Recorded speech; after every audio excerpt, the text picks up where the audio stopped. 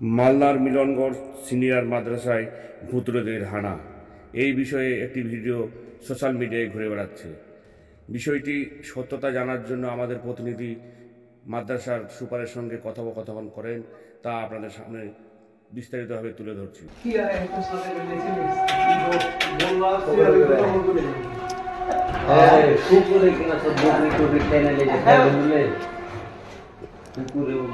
তুমি আমাকে একটা দিয়ে তো স্টেপলার গুলা দিয়ে তো ফাইল আছে দুটো ফাইল দিয়ে তো দরকার তো খালি এগুলো দুটো ফাইল দরকার।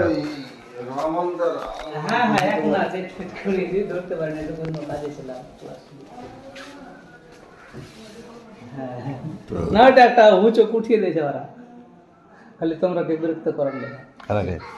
ঠিক আছে, ঠিক ঠিক। পাঁচজন ভূতুড়ে শিক্ষক অলরেডি কালকে মাদ্রাসায় ঢুকেছে। আপনারা আগে কমিটির লোক এবং আপনারা বের করে দিয়েছিলেন, আবার আজকে মানে কালকে ঢুকেছে। এই বিষয়ে আপনারা একটু মতামত নিতে চাইছিলাম। এই ছেলেগুলোর পক্ষ থেকে কেউ তরফদারি, আমার পক্ষ থেকে তরফদারি করেছে, ওদের তরফ থেকে তরফদারি করেছে কেউ।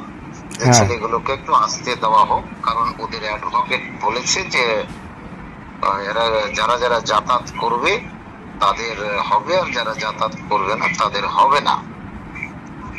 এই ব্যাপারটা নিয়ে, প্রস্তাবটা নিয়ে আমার কাছে যখন আসে, আমি বললাম যে এটা আমি করতে পারবো না, কারণ আমি তো 3 বছর হলো আমি এখানে এসেছি, আমি কিছু পাইনি কাস্টডিতে। আমি তো সমস্ত কিছু জানিয়ে দিয়েছি যে আমার কাছে যা রিপোর্ট চেয়েছে ডিএ অফিস থেকে নিয়ে, বোর্ড থেকে নিয়ে, ডিএমই থেকে নিয়ে, আমি সমস্ত কিছু জানিয়ে দিয়েছি। আমার কাস্টডিতে কিছু নেই। তাই আমি তখন, তাছাড়া আমার পূর্বে যারা ডিএসি ছিলেন 7 জন, তাদেরকে নিয়ে আমি সমস্ত কিছু একই সঙ্গে একটু হোম ইট মে কনসার্ন বলে তাদের হলফনামায় সই করে নিয়েছে যে আমরাও কিছু জানি না এটা কোথা থেকে হয়েছে। যাই হোক, তখন অর্ডারে, তখন তার ভিত্তিতে অবজারভেশন বেরিয়ে গেল প্রত্যেকটা ক্যান্ডিডেটের, এবং তারা কাজ করেনি। এবং এখানে করে আগে তো বেরিয়েছে, রিজেক্ট করেছে সুপ্রিম কোর্ট। এবং ওটাকে, রিজেক্টেডটাকে সম্মুখে রেখে তারা কিন্তু আবার আপিল করে সুপ্রিম কোর্টে, যেটা বারবার 3বার হিয়ারিংটা পোস্টপোন হয়েছে। এখন আন্ডার মানে সুপারভিশন অফ হিয়ারিং এর আন্ডারে আছে। কখন হিয়ারিং হবে, যেটা আপনি বলছেন যে সেটা সুপ্রিম কোর্টের আওতাধীন, বাস্তব কথা এখনো পর্যন্ত কিছু সেটা হয়নি। তারা ওই যে কি বলছে, যেই কাগজগুলো পেয়েছে ওরা, বা আমি পেয়েছি, ওর মূলে ওই যে লেখা আছে যে আমাদেরকে কাজ করতে দেওয়া হোক, আর এদেরকে don't disturb until further orders, এই মূলে এরা এখানে করে হানা দিয়েছে যে আমাদেরকে এখানে যাতায়াত করতে দেওয়া হোক। আমি কিন্তু সেটা অপোজ করেছি, যেটা সম্ভবপর নয়। তারা জবরদস্তি কিন্তু এখানে করে ঢুকে পড়েছে, এবং হেড অফ দ্য ইনস্টিটিউশনকে তারা বিভিন্ন রকমের হুমকি দিচ্ছে, এবং বিভিন্ন রকমের মানে যত রকমের হারবা, গালি, অকথ্য ভাষা, অশ্লীল, বিভিন্ন রকমের ওর দলের, এই ছেলেগুলোর দলের লোকেরা।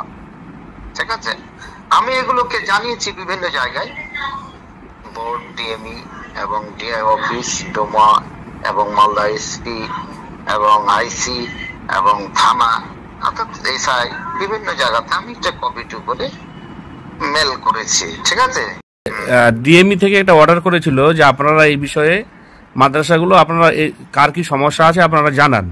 আপনি কি এই বিষয়ে মাদ্রাসা ডিএমইতে কি জানিয়েছিলেন যে আপনারা এই ভুতুরে নিয়োগ হয়ে আছে, এই অবস্থায় আছে, এই বিষয়টা লিখিতভাবে জানিয়েছেন?